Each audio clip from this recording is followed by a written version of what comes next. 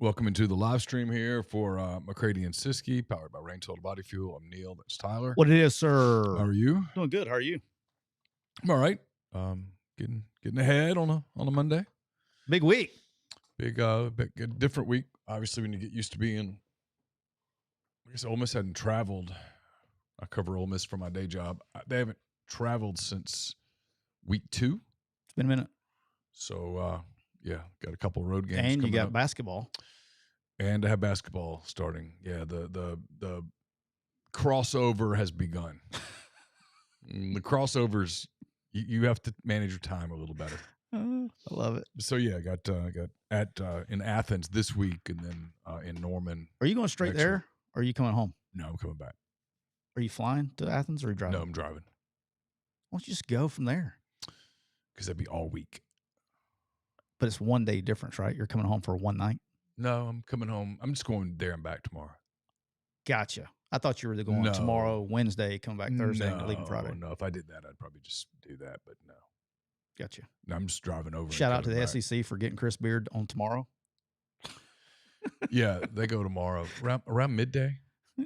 Shout out to the SEC because Wednesday, my man Neal would be, we see you on Sunday, Neal. Yeah, no.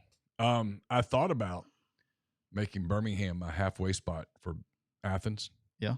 But it's Talladega, as you know. It's a good spot. And so hotels are just insane. Oh, it's Talladega weekend, too. Yeah. That's what you mean. That's what I mean. I mean for later in the week. Oh, yeah. No, you can't. I'd thought about forget that. I thought about driving to Birmingham on Friday late, spending the night, getting up Saturday and getting to Athens. But hotels in Birmingham are insane because of Dega. Yep. Could have hooked you up and let you stay at the house, at the crib. Could have called mom, let you crash the crib.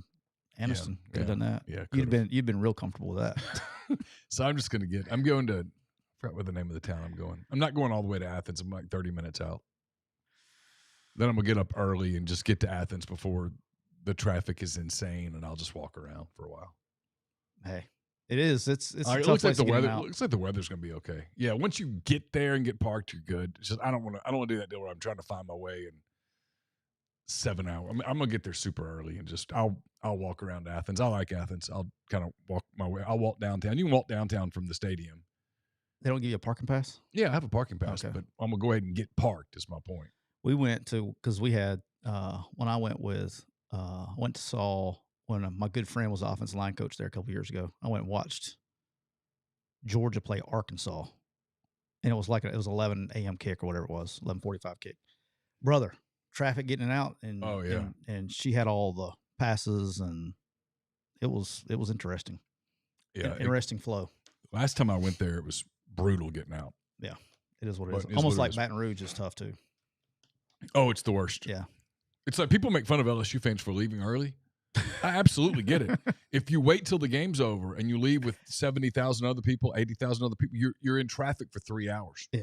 If you leave at the end of the third quarter, I realize you missed the end of the game, but if getting home is important to you, I understand why people leave. Get out before the traffic's insane, because the traffic there after a game is nuts. Yeah. I mean, I've covered a game at LSU where 2.5, 3 hours after the game ended, I got to my car finally to leave and still was in bumper to bumper for 30 minutes. No. You have that, dog. You have that. Yeah. All right. Let's do it. AJ will join us in a bit, so we'll get rolling.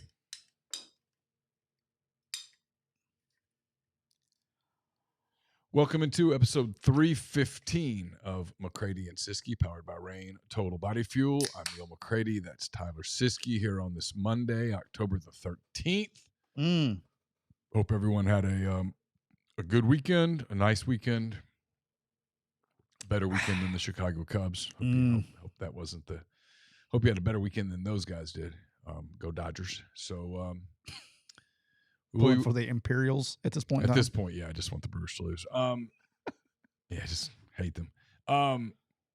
We'll AJ McCarron will join us in a little bit. We'll get him on. We'll talk about the weekend that was. Maybe look ahead to a handful of games for the weekend ahead. You got Alabama, Tennessee, Ole Miss, Georgia, LSU, Vanderbilt. Got some good games. So stuff that we'll talk about On a show that's brought to you by our friends at Rain Total Body Fuel, 300 milligrams natural caffeine, BCAAs, electrolytes, zero sugar. It's got what you need to push the limits and achieve your goals. Check them out on Instagram at Rain Body Fuel to learn more. Neal, I'm rocking with the white gummy bear today. And you know what it tastes like? By God, it tastes like a white gummy bear.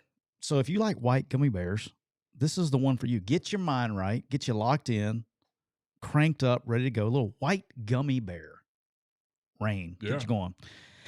Neal, the Kia Meridian chat is already bumping. Had a lot of people in here early today because today we have nothing to talk about today. But right now, you can fall into big savings. That's right, big savings right now. And it's the perfect time to upgrade your ride with unbeatable deals at Kia of Meridian. Whether you're looking for a new car, a new truck, an SUV, or a certified pre-owned vehicle, Kia Meridian's got something for everybody. They have 0% APR on the remaining 2025 Sorrentos and a huge discount on all 2024 remaining inventory. You can get up to $3,000, Neal, up to $3,000 off Kelly Blue Book right now at Kia Meridian. You can go see Trav. You say, Trav, I want you to take this car I got. I want $3,000 more than what you're giving, what Kelly Blue Book says. And then, I'm going to get this new Kia Sorrento that you have 0% APR on. And you know what else I'm going to do, Trav? I'm going to spin the wheel and win awesome prizes like a PS5, an Xbox, a TV, and more. So check them out at Kia of Meridian. Also, before we do that, we got to give them a call. Area code 601-483-6444. We're also brought to you by the official RV dealer of McCready Siskey. Who is that? That's County Line Campers. Where are they located? Right there off exit 38, I-10 in Gulfport, Mississippi. Do you know what the cool thing is about County Line Campers? If you got a camper and you're like, man, I need a new one, you're going to go down there, you're going to trade it in, and you're going to get you a good one. They can get you a brand spanking new one for under $379 a month. Wow, how about that? That's like the cost of eggs. Yeah. Like if you go to the grocery store, you can either go get you a carton of eggs or go get you a new camper from County Line Campers, one or the other. So check them out right now. You can get up to two. Not sure that's true. That's what I heard. It's just a rumor. All right. Hey, but you can get $2,000 cash back right now. And check this out.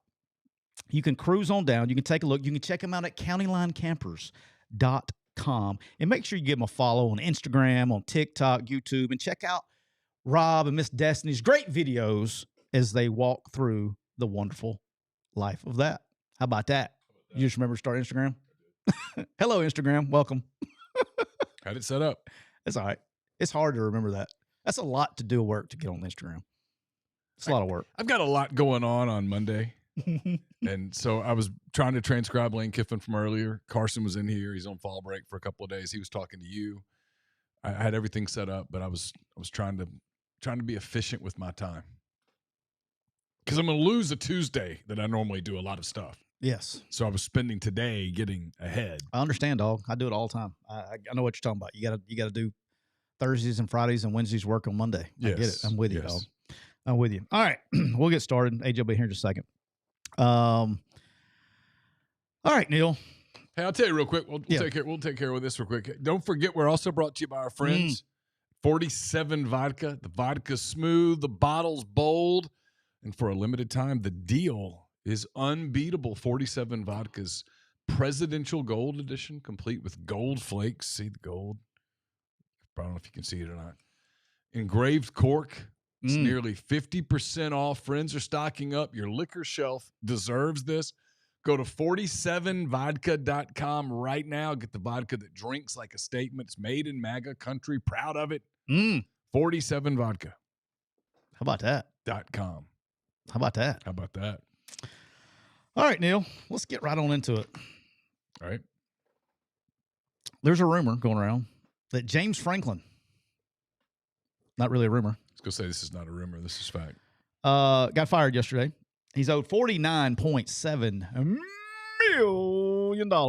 million that he will spread out and mitigated, though. It is mitigated, doesn't? But that would be the interesting part for me. But regardless, he was fired yesterday. I have my opinion on this. I don't expect anybody to agree with me on this. Don't expect you to really agree with me on this. I just think it's ludicrous that it's not 49 in today's world. It's not $49.7 million bad.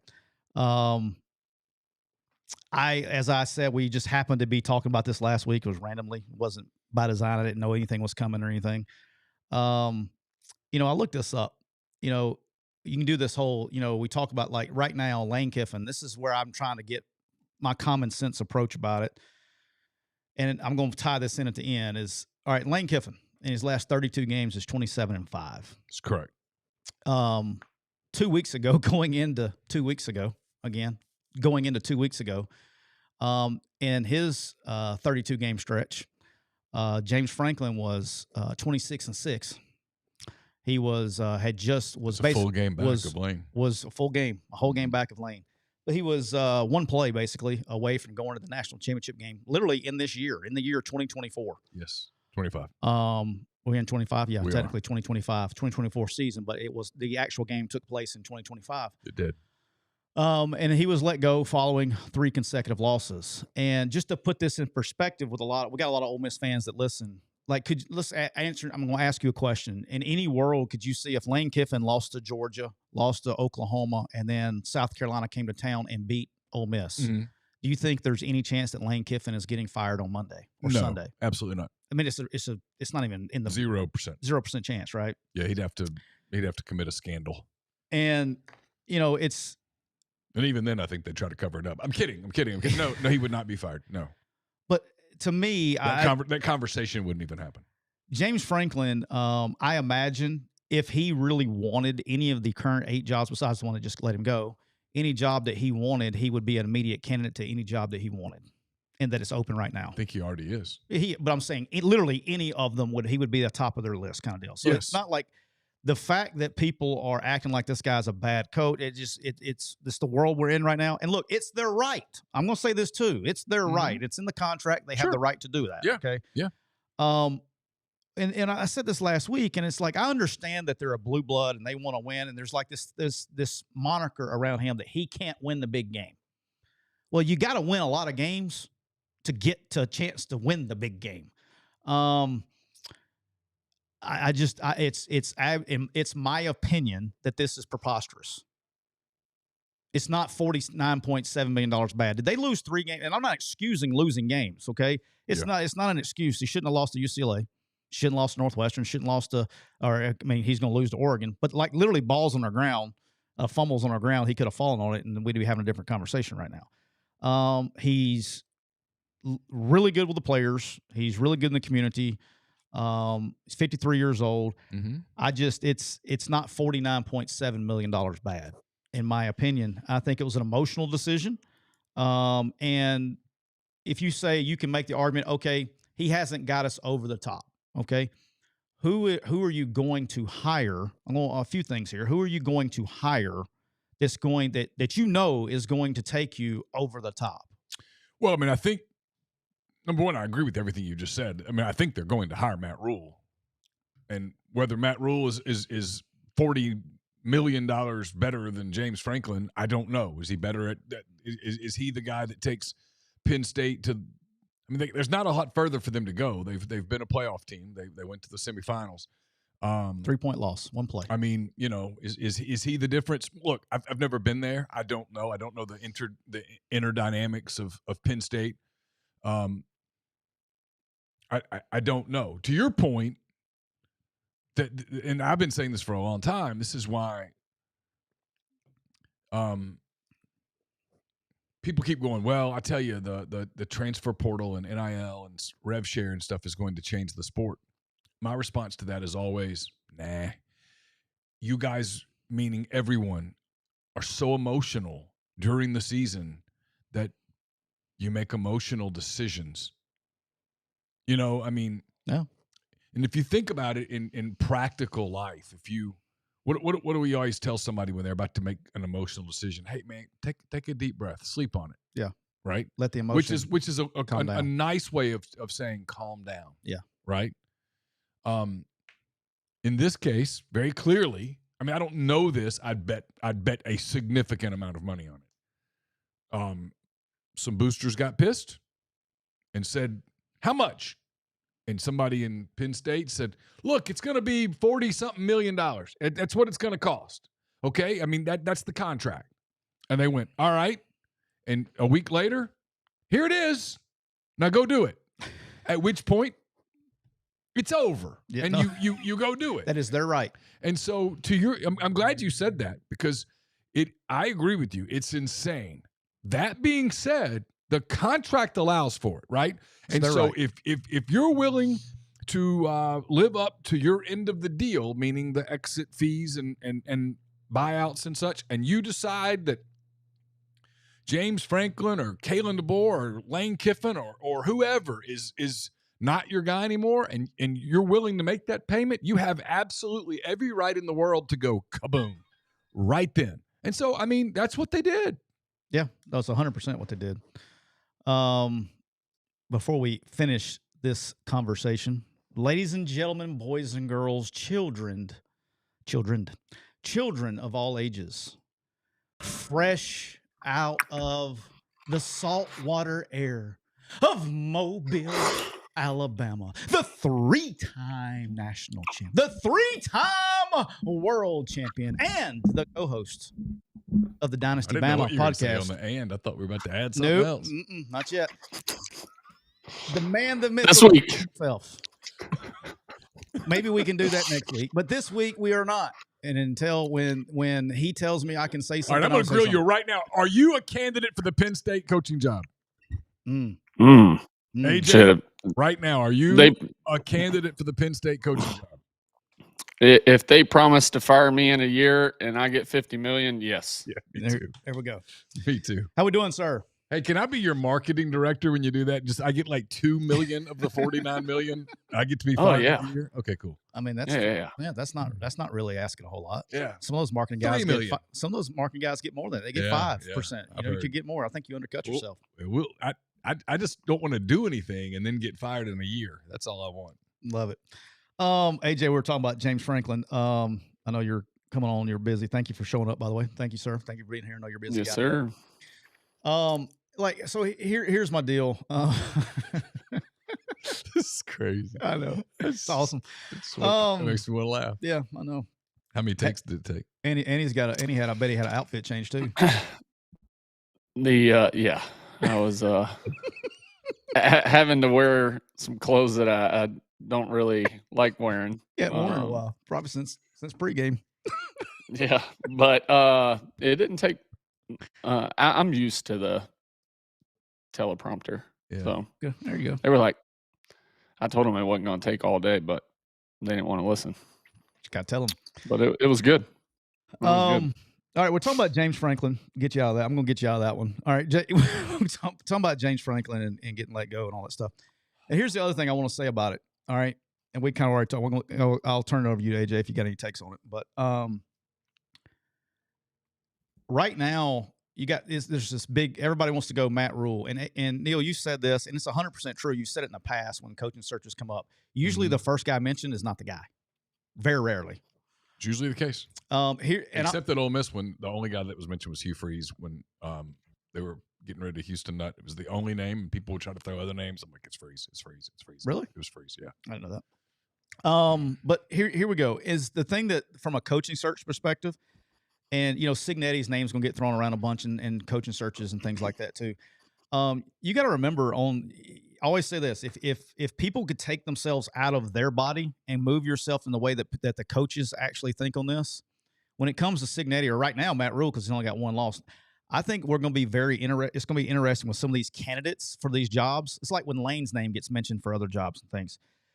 In what world is a 64-year-old Kurt Signetti going to leave Indiana that's going to the playoffs to take a job before the playoffs even start?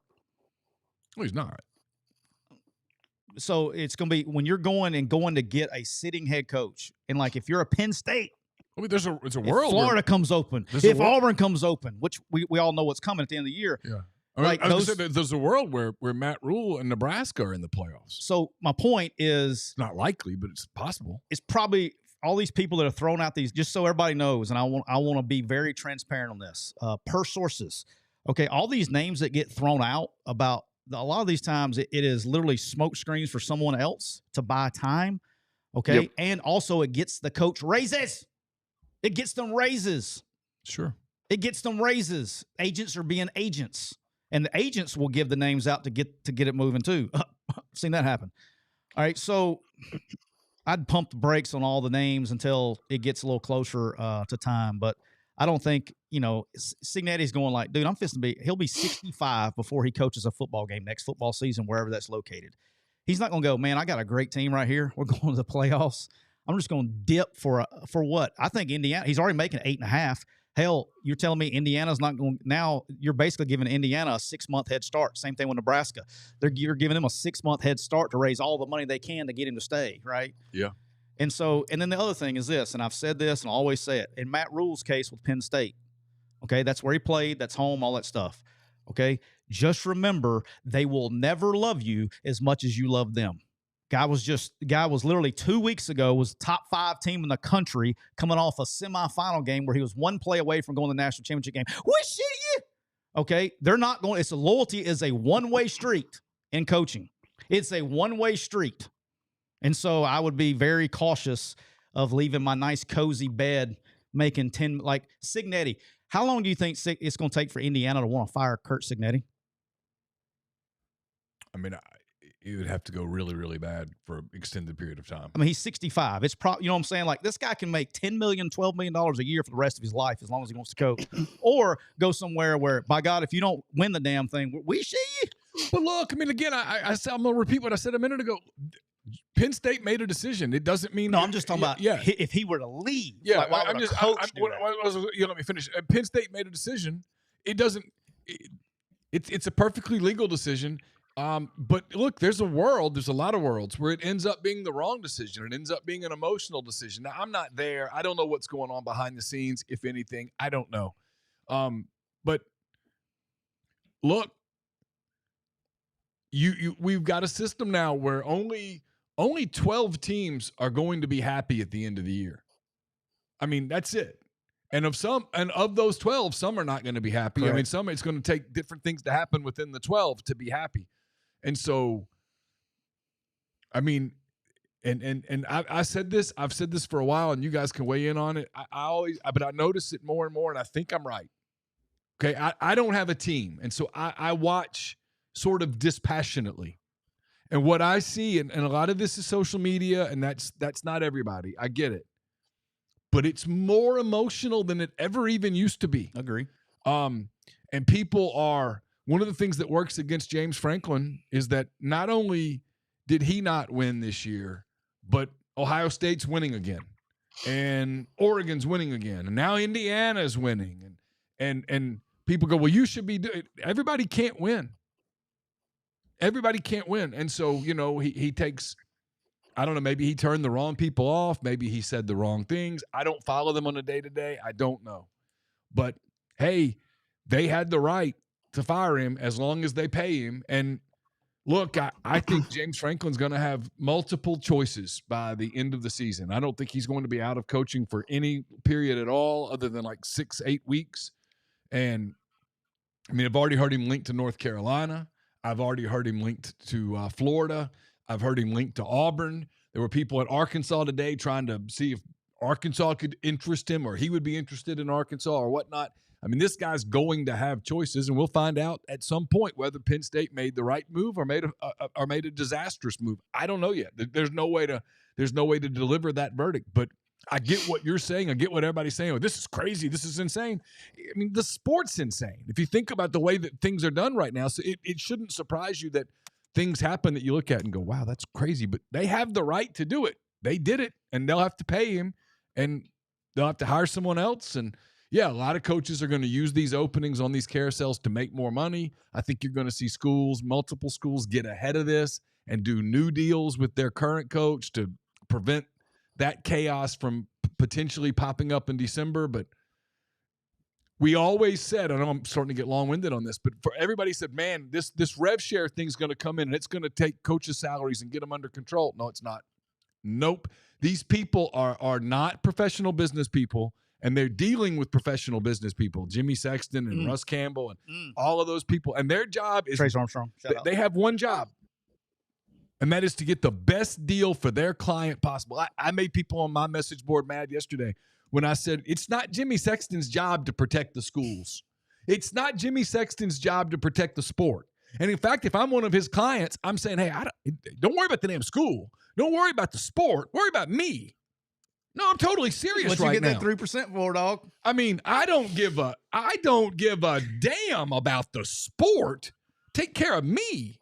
That's my job. Because when they fire me, I want to get as much money as I can walking out the door, where I can be like Ed Orgeron was like, yeah, it's cool. Which door do you want me to walk out and win? I mean, that's all good. You do your job. I'm going to show up. I'm going to coach as hard as I can. But it's not these agents' job to, hey, this really isn't in the best interest of the sport. Screw that. If you're dumb enough to give somebody $14 million a year to coach, by God, get it. What you got, AJ? What was your thought when you saw James Franklin was fired? Did it surprise you or not surprised? What were you at? I mean, I was surprised. We were at a baseball tournament and had a parent behind me said they just fired James Franklin. And I was like, damn. I mean, because 16 days ago he was the number 2 ranked team in the country. The guy's, I think, 36-8. I mean, there's 3 coaches in all of college football that have won national championships. Penn State, I mean, this isn't a knock on Penn State, but Penn State hasn't been good since a long-ass time ago, like from where they're winning national championships. 1986. Huh? 1986. Okay, so really long. I mean, I don't understand it. I think a lot of it has to do. I think it's a culmination of things. I think it's the preseason media and hype, and I'm gonna put it back on voters that don't know shit about the sport that get to vote on everything out there. So I'm taking a shot at the media. Damn it, Neal. But they don't have a clue what they're looking at. They can't keep up with the portal. Hell, the coaches alone can't keep up with the portal. So how the hell are they? And then they're voting on, oh, well, this team's going to be really, really good because they got this dude, not knowing that kid's character coming over here, how he's going to mold in the locker room. Is he a bad apple? Is he a cancer for the locker room in the end? Is he a pain in the ass to deal with for the coaches? Like, there's so many levels to this at all these media people that build these teams up in the offseason. There's no way in hell you can know anything about this team and how good they're actually going to be. Here's what Penn State's done since AJ, hold that thought. Since Joe Paterno, Bill O'Brien went 8-4, 7-5, and 7-5 in 2 years. Mm-hmm. James Franklin took the job in 2014. He went 7-6, 7-6, 11-3. I take my glasses off. 11-2, 9-4, 11-2, 4-5 in the COVID year, which I think you throw out unless you won the national championship, at which point you claim it. Everybody else goes whatever. 7-6, 11-2, 10-3, 13-2. Double digits. I mean, so you just fired a double-digit win coach. If you're Penn State, you are gambling that you can hire somebody who can win more than 21, 34 games in 3 years. I mean, he's averaging 11 wins a year over the last 3 seasons. I had a coaching buddy. I mean, it's mind-boggling to me, but to go back to it, I have an issue with the media and building it up, and they build it up so much in the offseason because the offseason's dead, and they're trying to create revenue and more money and clicks and everything, and you get social media so fired up and these fan bases so fired up and believing that, Danny Cannell said that we should win the national championship, or Jim Bob over here at local newspaper said we should be the best team in the country. And so everybody buys into this narrative. And then when shit goes south and there's a little bit of adversity that hits the team in the face, well, then all of a sudden the fan base turns on them. And when the fan base turns on them, it's over. So I hate it. I mean, the fact that, the video, like there's of him walking through the tunnel the last time and they're booing him and he's waiting on his family, and they're yelling out fire James Franklin. And I mean, it's just nuts. Like, who are you going to get? All right, Matt Rule might be a great coach. What has Matt Rule won? What has he won? That's an honest question for all the Penn State fans that are pushing for his, or all the media people pushing for him. What has he won? So, I mean, he got fired from Carolina. He took the Nebraska job. That still hasn't been great. And I mean, I think it's hard to recruit to Nebraska to begin with, but still, like, what has he won? So what are we getting ourselves into? Matt Rule, year by year at Temple, he went 2-10, 6-6, 10-4, 10-3. Went to Baylor, 1-11, 7-6, 11-3. I don't have the Panthers in front of me. At Nebraska, he went 5-7, 7-6. Right now, he's 5-1, 2-1 in the Big Ten halfway through this season. In Carolina, I do have it. He went 5-11, 5-12, and he was 1-4 5 games into the 2022 season when he was fired. So I mean, I'm not sure how much of that is Matt Rule's fault, right? I mean, Temple sucks, and Baylor's was a hard job, and Nebraska, right? But you're firing a guy that every year at Penn State has been double-digit wins to a so-called guy, and this isn't knocking Matt Rule, but no, a so-called guy that's got 2 double-digit win seasons at Temple, just going off memory what you just said, 1 or 2 at Baylor, and then none at Nebraska and none in Carolina. So, like, I just don't understand it. It's crazy to me. I think we're assuming this Matt Rule thing too, because he played there. It's an easy connection, the whole deal. Yeah. Like, right before you came on, I was telling Neal, the problem when you're a job like Penn State, or you're a job that like Florida or whatever it is, right? And you're going to fire these guys these big time jobs. Well, they're not an idiot, okay? And people in Indiana aren't just going to sit around and go, hey, let's just keep paying Curt Cignetti $8 million and maybe he'll stay here. You're giving them 6 weeks to go find money. To go, hey, y'all like us going to Oregon and beating Oregon? Hey, Nebraska fans, we've struggled for a long time. We're 5-1 here. Hey, and they got a fan base, they're passionate. You're going to go allow them to go match. And like, again, this is the coach part of me. If I'm a coach leaving to go to another place, okay? And it's the whole Lane Kiffin thing, the Florida thing. Like, they're not going to be able to pay like a difference of money that's going to keep the guy from leaving. It's not going to be a money problem, if that makes sense. Like, Indiana will be able to find money to pay Curt Cignetti. Nebraska's going to be able to find money to pay Matt Rule. So the reason's got to be more than that. And if I'm a coach, particularly if I'm 60-something years old or in my 50s, which both Matt Rule and Lane Kiffin are, I'm not in a hurry. I got this real nice, comfortable bed that I'm winning in, and people love me in the world of negativity. I'm not in a hurry to go across the pond and start all over again, just so it's potluck, man. I got the culture right where I want it right now. We're winning right now. The fans are excited. I got equity. That's you're not going to be in a hurry to jump into that. There 40 years ago. No, not only that, it's the pressure of it that comes with. I mean, you see, they just fired a double-digit win coach that had double-digit wins every year, and you got to go into that job, and they're expecting you to win a national championship. And if you have 2 seasons of it, like when you're at a place where they're comfortable, hey, we just want to be able to compete almost. If you get 8, 9, 10 wins every season, shit, that's a good year for us. And then if I'm Curt Cignetti, now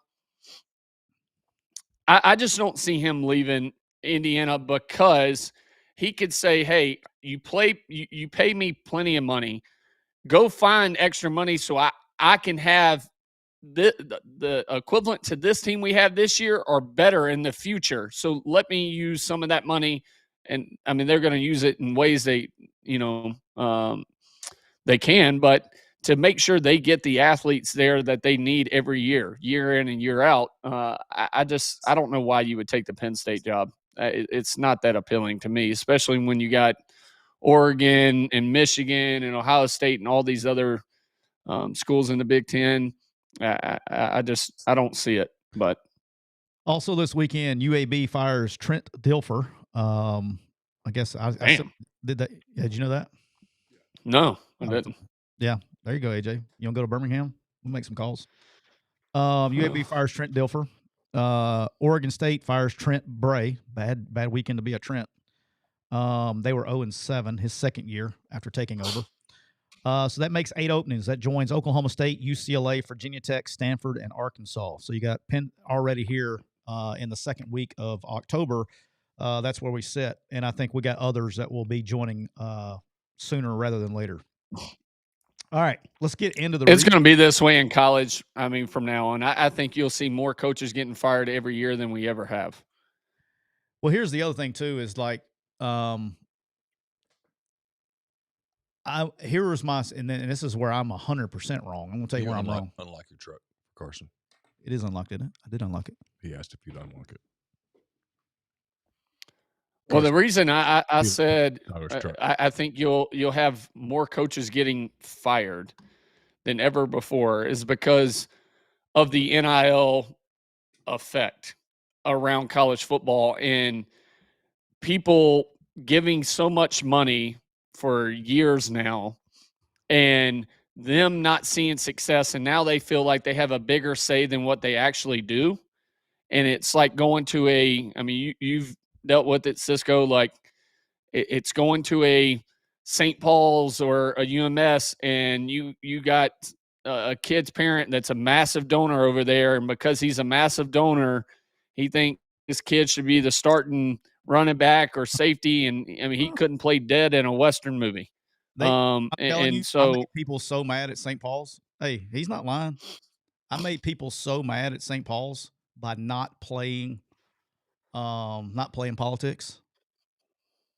I'm telling you right now, if we hadn't won a state championship, now mind you, they'd never won one, but if we didn't win a state championship, they'd have fired me. Y'all are all fired. All of them fired because we didn't. I'm definitely not outing the guy. I had a guy who was a football guy. AJ knows the story, so AJ, do not say anything. Football guy was mad at me because his son wasn't playing. And I said, I've been taking media classes. Yeah. How about that? He just learned how to be diplomatic. Look at him. You got to fight for votes on this one. But I had a rule, and I told all the parents, parent meeting, all that stuff. It's like, look, every vote counts, some counts twice. If your son's not playing, first thing you need to do is go ask your son why they're not playing. If you still don't get an answer you're looking for, you're more than welcome to come talk about me about playing time. But if you walk into the doors, we're going to have an honest conversation. I'm not going to sugarcoat it and all that stuff. We're going to have an honest conversation. I really did. I had a parent come to me in the middle of the 2007 football season and ask me why Mark Barron was playing ahead of their son. Mind everybody that doesn't know Mark Barron, he ended up going to Alabama and being a 3-time All-American and was the 7 overall pick in the NFL draft. Was it Ray Lewis's dad? No. Oh. And so I was like, well, when I put – first of all, that's not how it started. The conversation I said, well, your son plays behind Mark Barron, and every snap that your son goes in, that means Mark Barron's standing over here on the sideline watching. I said, that's not great coaching strategy. Like I used to have a joke with Tim Hardigree was our defensive coordinator. And he'd come to me and he'd ask me about this, hey, what do you think about this blitz or this or this? And I would just draw a big number 4. That was Mark's number. I'd draw a big number 4. I said, it doesn't matter what you run, as long as number 4 is in the middle of defense, it will work. Okay, it's going to work. The guy was obviously the freak of freaks on defense. But like they don't, I get it. So, but that's how it works. I mean, people get upset when it happened. All right, let's jump ahead, AJ. We'll start with a little review here. The Alabama Crimson Tide, as I just spit across Neal's desk. 27, the Missouri Tigers, 24. AJ, I know you probably saw your Twitter mentions. The Missouri fans came out of the woodwork last week. They were not very happy with you from last week's show. Did you know that? I mean, I didn't know. I didn't know Missouri had fans. I knew Cole was a Missouri fan. But brother, they came out. They came out with vengeance, man. They did not like what you said about Missouri last week. That Alabama would win big. They didn't win big. They did win, though. Yeah. So I guess you're both right. Yeah, they won. I mean, if Bama didn't play an awful second half, move Michael Carroll, who was starting at right tackle, and take him out and put Formby back in and give up sack. I mean, I don't understand some of this decision making we have going on with the O-line, but I mean, hell, you had them 17-7. It could have been a lot worse, but yeah, I really upset the some Jack guy. So I mean, I've done that. He had like a one long post. I was like, if it's that long, Jack, I'm not reading it. So thanks for the book. Yeah, you got it, buddy. Just go ahead and use your little thumbs away. But Alabama was up 17-7. They gave up the drive of the field goal to start at the end of the first half. They get the ball coming out. They fumble the ball inside in their own red zone. They give up the short field touchdown, make it 17-7. That was a big part of keeping the game close.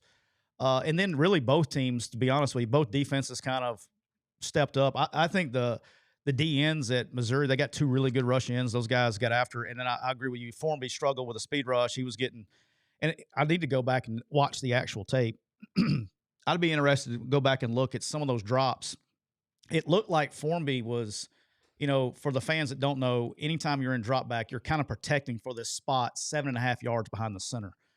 And so it looked like he was thinking sometimes that, like, even when he was in position sometimes, that he thought his depth was off, like he was cutting him loose, or Ty was too deep. I don't know which one, because I was watching TV copy.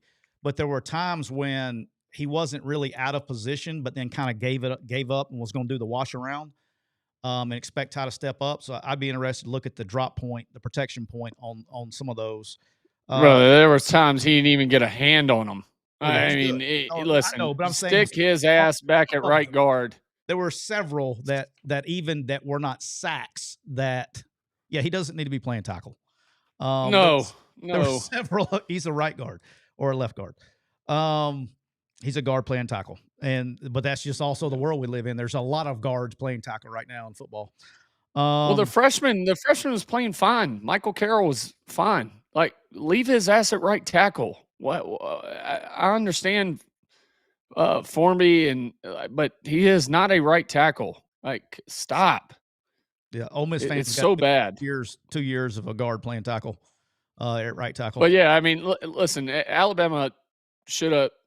But for that guy tweeting, I mean, to hold Hardy to 52 yards total, and it's almost like I know a little bit about football. I said if they can eliminate the run and their offense is one-dimensional, and I said Prabula's going to throw you multiple picks. Hell, we dropped another 2, I think, that we should have had. Like,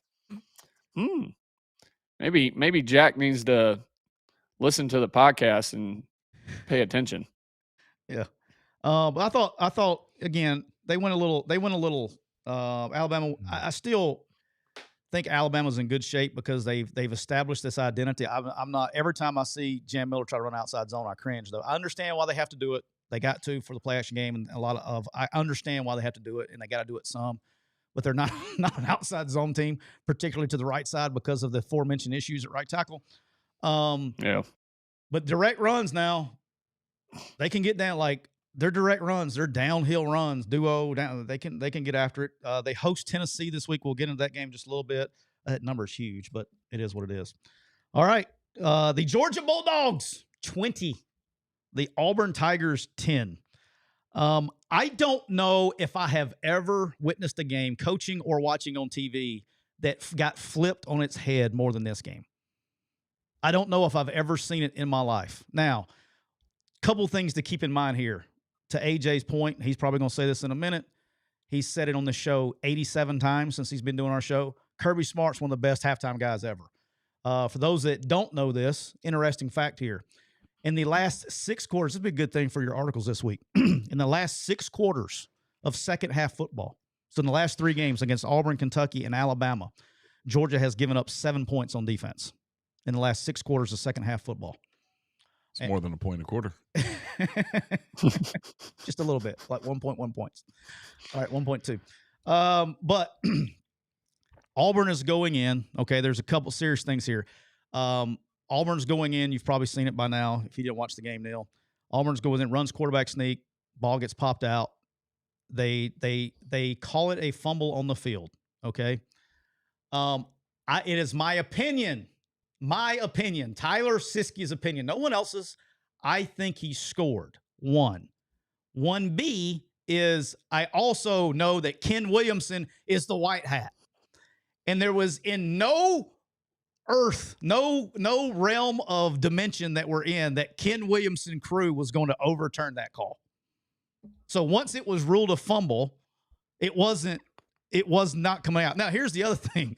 Is that the same crew from the Oklahoma game? Yeah. It's terrible. Oh, Ken. Oh, boy. That is a bad look for the SEC. Hang on. And they're already. Is it the same crew from the Oklahoma game? Auburn, Oklahoma game? I don't know. I know that crew was bad. I can't remember. Ken's notorious for screwing shit up. I heard from somebody that they thought it was. If Grimes in chat, maybe he'll know. But maybe somebody can check. But I know. I will say this: there is an umpire on that crew that's actually a really good official. So I hate doing the whole crew, but it's a lot of them. Because one of them on the crew is actually a really good official that I know. So, all right. Here's point 2 is like the officials became the story of the game. I don't think you can take away what Georgia did. Like you can't say, all Georgia won because of the officials. Georgia won because they're Georgia. Like I think you can't take credit away from Georgia for winning the football game. But the officials became a part of the story to the point where, and Neal, if Neal would have been watching, did you watch this game? No. Okay, Neal would have lost his fucking mind if he was covering this game. All right, check this out. From the 2-minute warning, excuse me, NFL, 2-minute timeout until halftime was 37 minutes real time.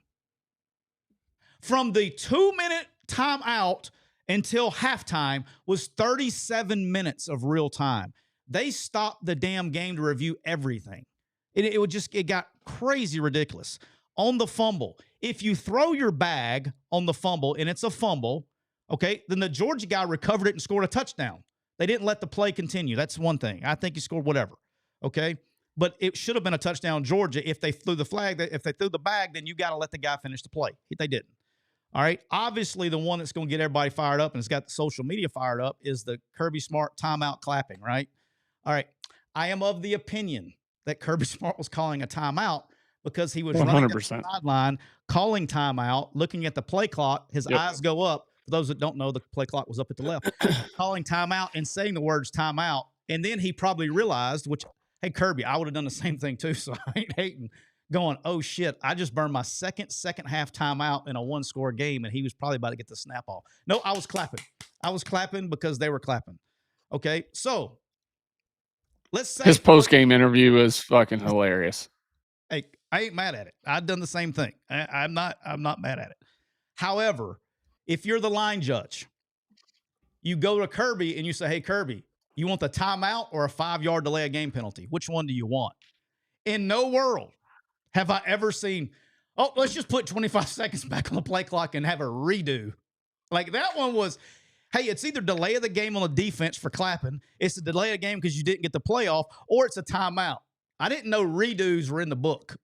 I missed that. Or pause it where it was at on the play clock and say on my whistle. Yeah, or play clock start. Or that, or 1 second on the play clock. Go back to 2 seconds or wherever. I think it was at 2 or 1. So go back to that and then say on the whistle it starts. You got to snap it. I just didn't.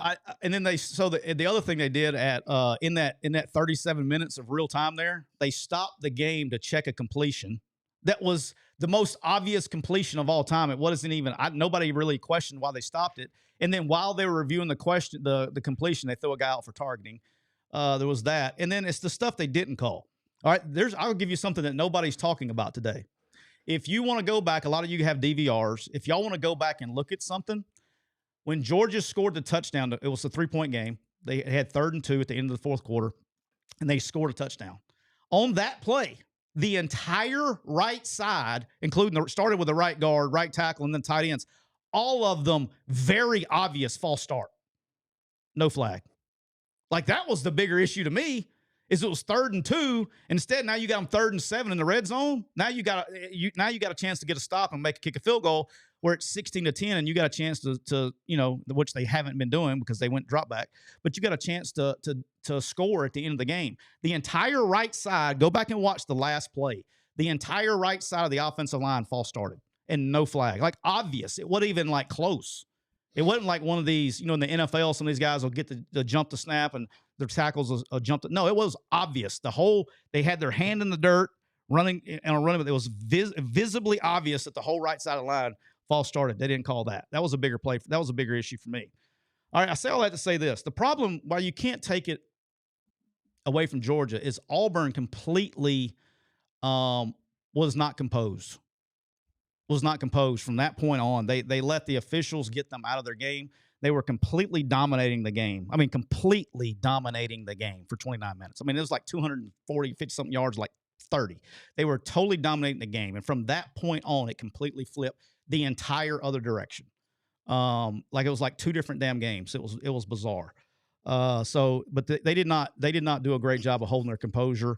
And they still had a lead going into halftime. They never regained any kind of momentum on anything. It was a complete domination on the other side starting at that point in time. So it was a strange game. And it is what it is. Auburn sits here at 3-3. And he's on the hottest of hot seats, and it's going to be what it is for the rest of the year. And whether he gets fired in the middle of the year or gets fired at the end of the year or saves his job, it's as hot as it's going to get right now, because the next step is the other direction. So it is what it is at this point in time. Did you get a chance to watch any of that game? I mean, I feel I got to see the end of it. I mean, I feel bad for you. I don't say that, but and he's had some just awful luck this year. Yeah, man. I mean, from an officiating standpoint, and I mean, but listen, I told everybody before the year started, I thought the quarterback you got was not the answer. I feel bad for Coleman. He played fine until he played great until that moment, and then it just went right back. You know what I'm saying? Like the whole group just shit in their Easter basket from that point on. And but when they have to play from behind, and I mean that offense is just they can't play drop. Bad. Can't play drop. No, it's bad. It's bad with him, and you got so many weapons. Sucks. All right, Texas A&M 34, Florida 17. Got a few takes from this one. One is Texas A&M reminds me of a old school SEC good football team. They just lean on your ass. It's a close game in the third quarter, and then they just physically lean on you and pull away at the end of the games. It's been like rinse and repeat for every game they played, even against lesser competition. It's rinse and repeat. They're a close third quarter, and then they just lean on you, and they find a way to make plays. They're really damn good. All right, let me tell you how you win SEC football games. Get some of this. In the last 3 SEC games, they've played Auburn, they've played Mississippi State, and they've played Florida.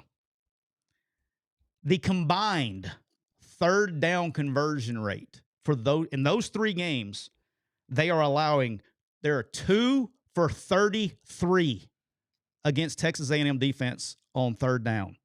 I'm going to say that again. Damn. What's the average yardage though? It's been variant, but it's been over. It was like third to medium or third and long. Well, Auburn game it was third. It was 10.6. Florida game it was up there, but it's long. But so you're winning first and second down, obviously. But when your defense is allowing 2 of 33 on third downs, you're winning football games. Mm-hmm. You're not losing football games. That's how you lean on people.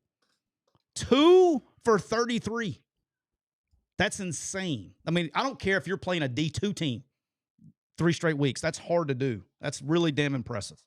Now they've been at home. They've been at home. They got to go on the road this week, so we'll see. But they've been at home. But damn, I don't give a shit if you're where you're playing. That's impressive to me. Regardless of what you do. Who do they play this week? They play Arkansas. Yeah, win. Yeah. Fun fact. Easy. Fun fact though. First time it's been in it's in Arkansas. No, not in Jerry World this year. So I'm glad they got that game on campuses. Yeah, it was at Jerry World the whole time both of my girls were there. How long has it been there? Do you know? Has it been the whole SEC time? I mean, at least 6 years. I don't know before that, but I remember it was always a big weekend on the Arkansas campus. The whole place emptied out and Your went to pocketbook Dallas. welcomes you. Yes. Yes. Neal's been paying for trips to go to Dallas for the last 6 years. I've paid for some extravagant Dallas trips. I have, and that deal where you like, hey, we're thinking about renting a limo to go to the game. I'm like, just why not? Sure. Yeah. Just don't drive. That's great. Yep. All right. Texas 23, Oklahoma 6. Couple things. I was really surprised that Mateer played, just to be honest with you. I was shocked. I was too. He did. This game was and look, in all the Arch played like he should have been playing the whole time. He just managed the game, played very solid, nothing extravagant. This game was 13-6 game in the fourth quarter. It was very obviously a defensive game. It was a one possession game. Oklahoma punts, gets the punt return, and that kind of everybody. It felt like right then you could feel it was like tangible. You could feel the air come out of when that punt return happened. And they ended up winning 23-6. Oklahoma obviously couldn't get anything going, couldn't finish drives. Had some opportunities, just couldn't finish drives. And they lose 23-6. And very interesting game for me. I'll be interested to see. Oklahoma has to go on the road to South Carolina this week. Oklahoma's still good. I'm not throwing out the deal on that. It was a Clockwork Orange game. Those are two really good defenses. And I think when two teams have two good defenses, I think it's like the NFL, man. It's one possession game. Well, and it's a rivalry game. Those types of games, I mean, it doesn't matter what the record is. I mean, can always be a close game. Yeah. All right, Tennessee 34, Arkansas 31. Look, I think Arkansas played extremely hard. I don't know how much you got to see of this one, Neal, because I know it was right in the middle of your writing stuff after the game. I thought Arkansas played extremely hard. I thought they had a chance to quit when Tennessee went up 17. They didn't. They came back. They made it a game. And look, they actually played really good situational football. Tennessee was only 2 of 9 on third down, but the problem was they didn't get to third down enough. They gave up too many explosive plays along the way. But they were much improved. They were more based. They were improved, and they played a very hard game. Now, how much is that sustainable? They were going to be fired up and ready to go from that. We'll see moving forward. I am a Petrino fan, just letting everybody know that I like Petrino. So I'm a little biased on that, but they played harder. I mean, you can't not say they didn't. Tennessee kind of, I think when they got up 17, I think they relaxed a little bit too, particularly on defense. So it's in Arkansas's best interest for them to lose these games. You're going 100%. You're going 100%. Chase on the Saints. 100. It is in their best interest to lose these games. It's an SEC job. They've got to address the whole NIL thing no matter what, no matter whether it's Petrino or anybody else, and you're just better off cleaning the slate, starting with someone new with some energy. You don't have all that stuff hanging over you. The Petrino stuff's going to hang over him till the end of time. Brandon Marcello did a good story on him. It's a neat story that he gets a chance to change the taste a little bit, but there's too many. And some of them. There's too many talented young people who are interested in that job if the NIL's right for them to roll with Bobby Petrino Redux. The question is, can they get the NIL right, though? Yeah, it's just a matter of like it is anywhere else, AJ. Like it is anywhere else. It's can you go get people to invest in your program? They weren't going to do it for Sam Pittman. And we can argue whether they should or shouldn't have. They didn't believe in him, period. And so can you hire somebody who people will believe in? There's a little bit of chicken and egg, but the Petrino thing has enough still. There's still enough people there who are like, man, we can't do this for you to do that. Yeah. I just wonder with them, if you're a younger coach, and Arkansas job is a possibility for you. How confident are you going into that, knowing the way they did Sam Pittman? Whether you agree that they should have backed him or not, is that a negative on the brand and the job itself? Because it's like, damn, if I don't, go in and make a difference this first year, are they going to treat me like that and kind of pull everything back and, force my way out like they did Sam? And there's plenty of people that knew that Sam wasn't getting the backing in the NIL and they were moving it to other sports. Here's what really hurt Pittman. You lose Barry Odom and you replace him with Travis Williams. And then you back Travis Williams when it was clear they just weren't. Schematically they weren't sound.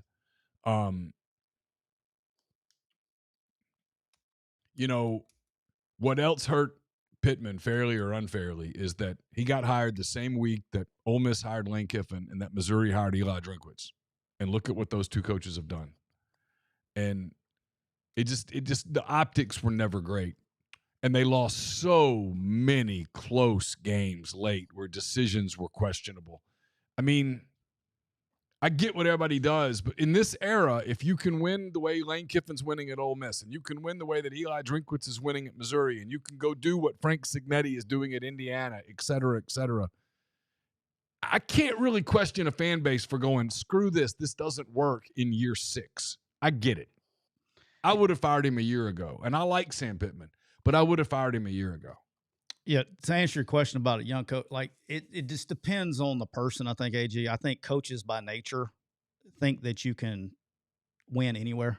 I mean, that's just if you believe in yourself. Yeah. Most coaches are competitive dudes, and 2, they're confident. Right. All right. But you basically got to I think that's where, in my opinion, I think there's a way you get, depends on the job of how much you're going to do it. But if you're a young coach making a couple $1 million and they throw $10 million at you, okay, now we're talking about.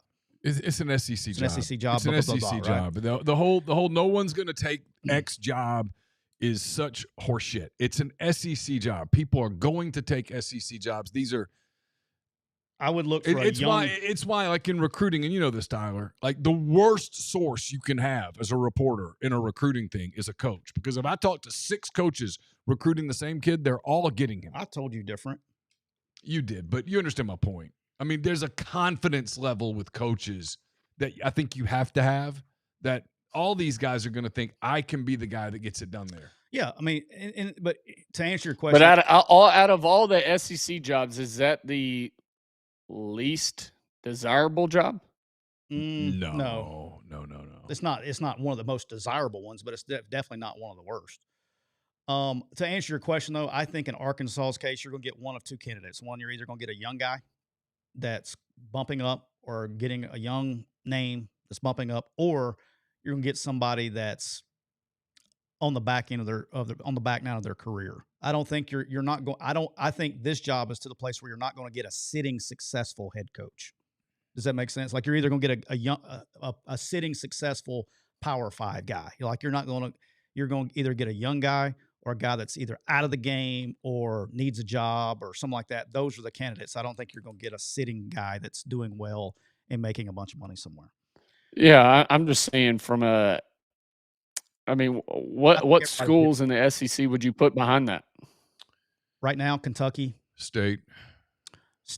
But you don't think Kentucky's got, the money and backing that Arkansas's got?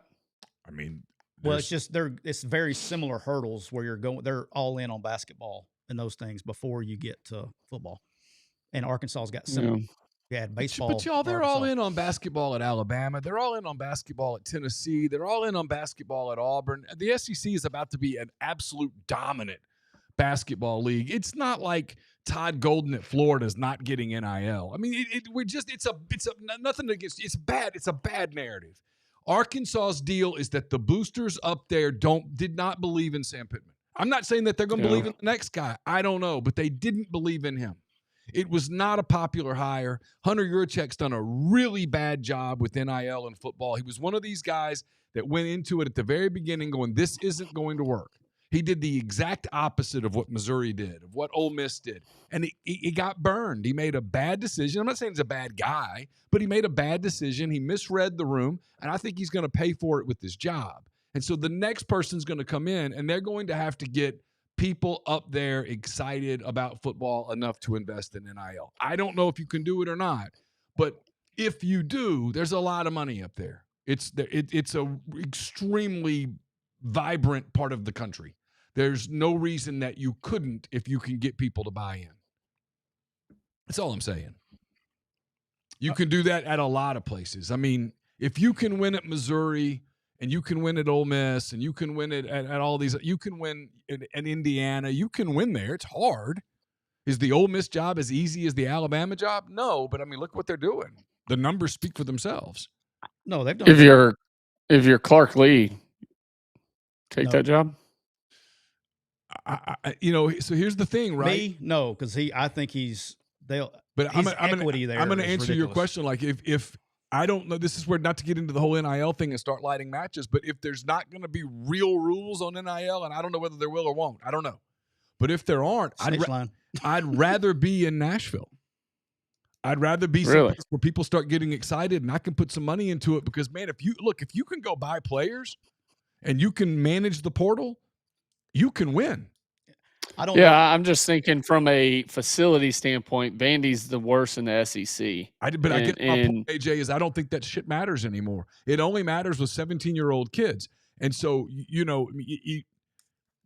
I just covered Ole Miss's game the other day. They're fifth in the country, whether they are or aren't. That's where they're ranked right now. They played one freshman a handful of snaps, 20-something snaps. That was it. Yeah, he doesn't. You're just playing. All these you can build through the portal, and the portal kids don't care about your facilities.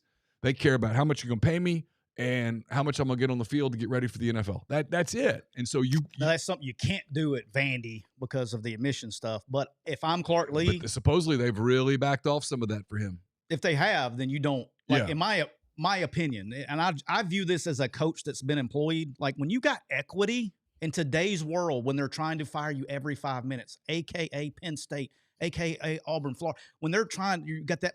If you got a really cozy bed, enjoy the damn cozy bed. There's no reason for the same amount. Like, is Vandy going to pay? Let me ask you a question. Do you think Vandy would pay Clark Lee the same amount that Arkansas would? I just don't know.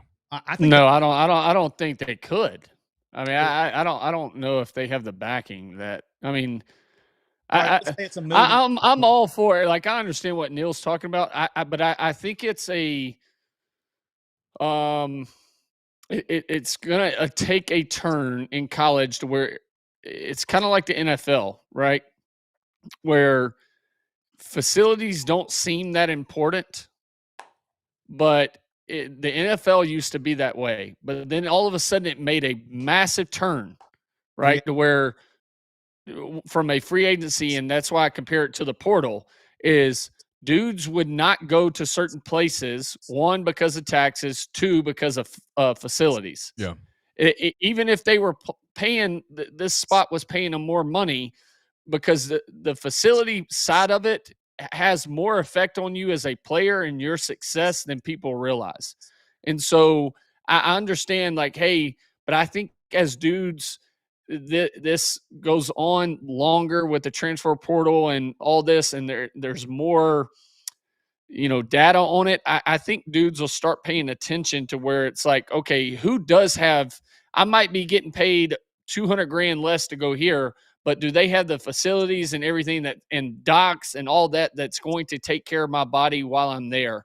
I think it will make a turn towards that, because it wasn't that way in the NFL. Everybody for the longest time went to whoever gave them the most money, but then it started to, it changed. Yeah. Is why I brought up from a facility standpoint, because I've been through it. And I was at some of the worst in Cincinnati when I first got there, and then went from there to Oakland. And you want to talk about an absolute shithole. That place was horrific when it came to the facility. All right. It was so bad. All right. LSU 20, South Carolina 10. Again, I don't know if y'all saw this. My favorite part of this game, SEC officials, got to love it. South Carolina does a fake punt, okay? I guess they sub personnel. The white hat does the The White Hat's holding it. Okay. He's standing in front of the punter. He backs up behind the punter. No one can see him. He's behind every player. South Carolina snaps the ball. They run a fake punt and get it. They threw a legal procedure flag on South Carolina for snapping it before. And like, if I was Shane, like it's every damn game, man. Like that's. Yeah, it's a problem. Did they lose the game? Yes, they lost 20-10. Would they have won the game? I don't know. Probably not. But you just killed their drive. They got a first down on a fake punt that they had to turn around and punt the ball because the White Hat's doing this in front of the punter. He backs up behind the punter. No one on the field can see him because he's behind all the players, and he throws the flag because he hadn't dropped his hands yet. Yeah. Come on, guys. Well, there's no way this guy in the chat's serious. Which one? Just read it. You'll know.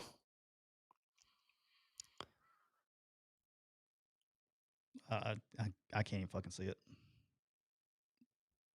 I'm not sure what we're talking about. The chat. Yeah. Which comment? Which person? Nothing is bad in California. Nothing. He's hater. He's always in here. He's always funny. Oh, okay. He always plays around. All right, Sammy. He's Sammy, I was about to be on top of your head. Sammy would be one of your voters. Yeah, he'd be voting for you hardcore. He may silly. lead your your damn campaign. You never know. There you go. Hit Sammy up. He may donate. And then Ole Miss 24, Washington State 21. Went to this game, saw the first half. I nobody had on their bingo card that I would be the psychologist. I just chalked this up to be a 6-0 and move on to the next one. Sleepy game. Shout out to Washington State. They played hard. But Ole Miss didn't necessarily play hard. They didn't really but in no shape, form, or reason or fashion at any point in that game did I think Washington State had a chance to win that game. Here's Ole Miss's deal. Here's Ole Miss's deal, man. Right now, moving forward, starts right now. In the next 12 days, they play at Georgia and at Oklahoma. If they win one of them, all they got to do is hold serve in the state of Mississippi. That's it. They don't have to win a single game. If they win one of hell, there might be a world where they lose both of them and they win still hold serve. Win the rest of them. But if they win one of these two games, at Georgia, at Oklahoma, it's like an NBA. I look at it like I'm an NBA guy, right? Yeah. You're an NBA team and you play the first two games of a 7-game set on the road. Your deal is get one. Get one. If you win game one, then you get a little greedy. But if you lose game two, you still go, hey, we got one. Heading home, got one. If you lose the first one, you're kind of pissy about it. But if you win game two, you're like, got one. That's where Ole Miss is. Go get one of these two games, and the odds are really in your favor that you're going to make the playoff. It's why the whole Washington State thing, it just doesn't matter. I mean, you got the dub. You didn't play well. They did. You were a little sleepy. They weren't, to their credit. But you held on. You got the win. There are issues, but there were always issues. There were issues before. This team's not as good as last year's team. But they're winning. But they're finding ways to win games. Last year's team found a way to lose that game, literally, to Kentucky. And this year, that team held on, and they got it done. And now they go into this stretch of 2 difficult road games at 2 difficult venues, and they got to get one of them. I think they have to get one of them because I think if you get into some deal in November where the tightness and stuff. So you think if they're 10-2, they're not in if they lose these 2? What's LSU's record? I mean, whatever. I mean, you think there's a world? LSU's only 1 loss right now.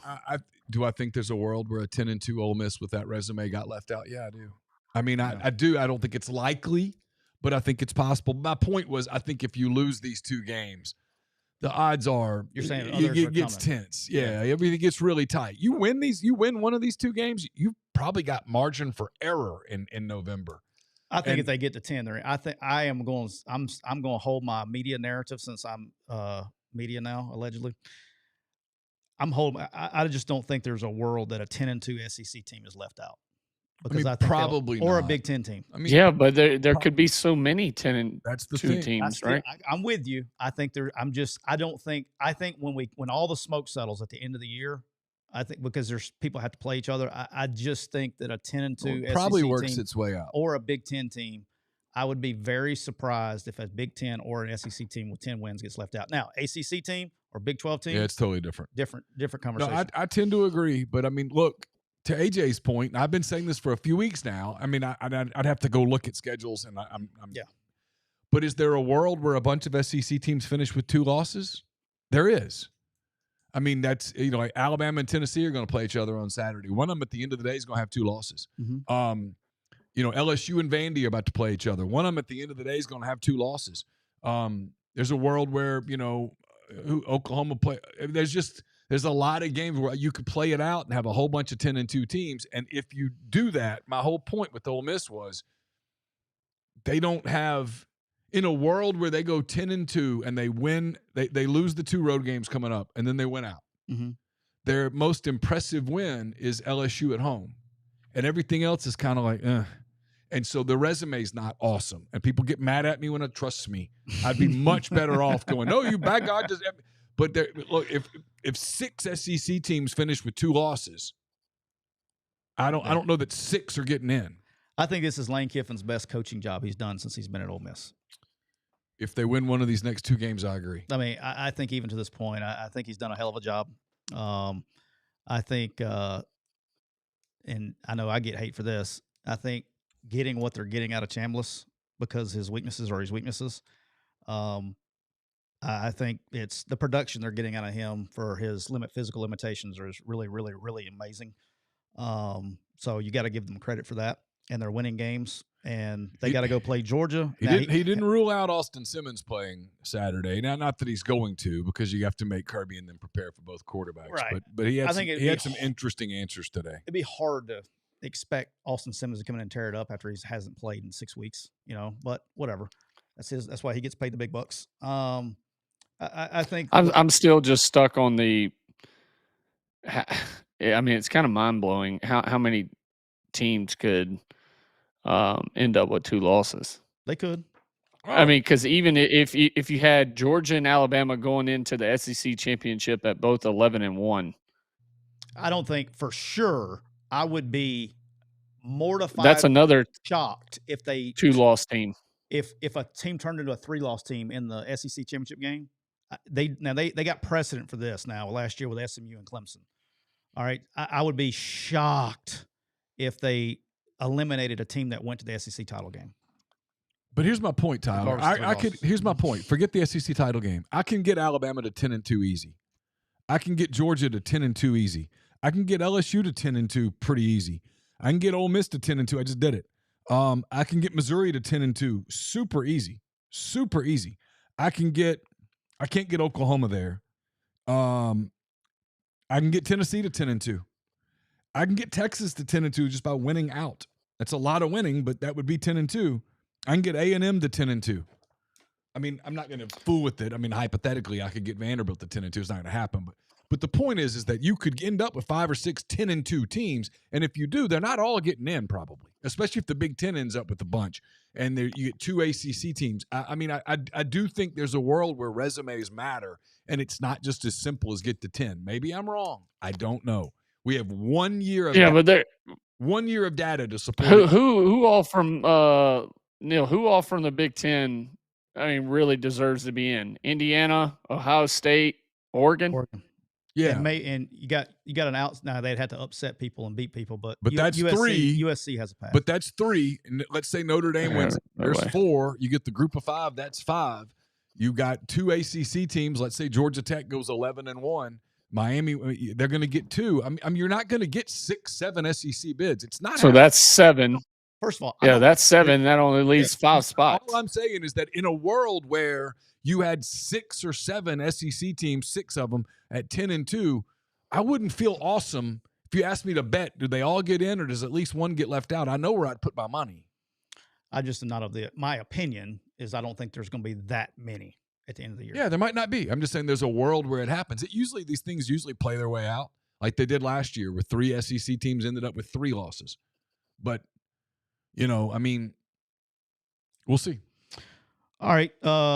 moving forward real quick, and then we're going to get you out of here. I guess my point is I'm trying to articulate this in a way that makes sense. When people go, well, 10 wins gets you in, you're basing that on 1 year of data. That is the smallest sample size you could possibly have. Like that is that argument. When I say, well, why do you think that? Well, because it's the way it's always been. For one time, I think that's flawed logic. That's all I'm saying. It's like a hitter has a hot weekend in Major League Baseball, and you're like, this guy's going to be a Hall of Famer. You're basing that on a 3-game set against the Mets? I mean, that's that kind of thing. It's an incredibly small sample size. Just because last year 10 wins ended up being the litmus mark doesn't mean that's where it is every year. I think it's more guaranteed when they go to 16 teams. Yeah, I agree completely. But not right now. Right. But my point is we have 1 year of sample size of what the committee does with the 12-team playoff. Right. Yeah.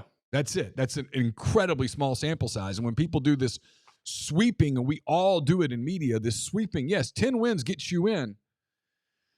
I mean, I'm like, well, maybe, probably should, but like to say, oh, it definitely will. I mean, that is logically is ridiculously flawed as a logical argument. It's illogical. In fact, you're basing that on the smallest, literally their smallest possible sample size one time.